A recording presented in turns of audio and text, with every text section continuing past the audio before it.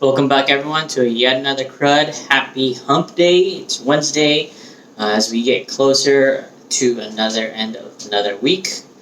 As we go through this week and continue our theme of nurture, today I want to look at a quote from Victor Hugo and a Bible verse, and we'll go through what we can learn from these two things. The first quote from Victor Hugo, he points out a very simple yet sweet reality that our mothers are our first place of security and comfort. And he said, "A mother's arms are made of tenderness, and children sleep soundly in them." And our Bible verse is from 1 Thessalonians chapter 2, verses 7 through 8. And it says this, "But we were gentle among you, like a nursing mother, taking care of her own children. So being affectionately desirous of you, we were ready to share with you not only the gospel of God, but also of ourselves, because you have become very dear to us." And so our Bible verse in the context, St. Paul, he's writing to the church in Thessalonia and telling them, the church in Thessalonia, that him and his apostles, his fellow apostles, were working for the benefit of the Thessalonians and not for themselves. They did not expect fame or fortune. Paul and his fellow apostles, they served and taught the Thessalonians out of love. In the same way, they liken themselves to a mother who cares for her children because she loves them and she doesn't expect anything in return for her love. And that's what it means to nurture other people, to help others grow, to help others better themselves for their own sake, not for our own sake.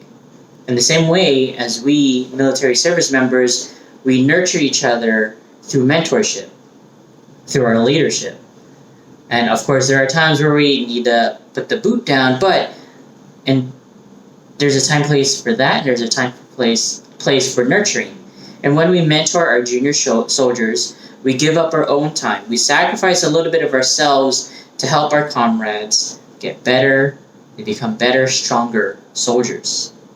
Better, stronger warriors. And now, of course, this analogy does fall apart at a certain point. Mothers tend to be very forgiving and very affectionate, and there's room for that in the military, but not always. In our profession, there has to be discipline and strictness. There are just times when we need to light a fire under our soldiers' feet. We have to give them a boot to the rear. But going back to our Monday CRUD, it's both. It's a both and. We need to have both in balance.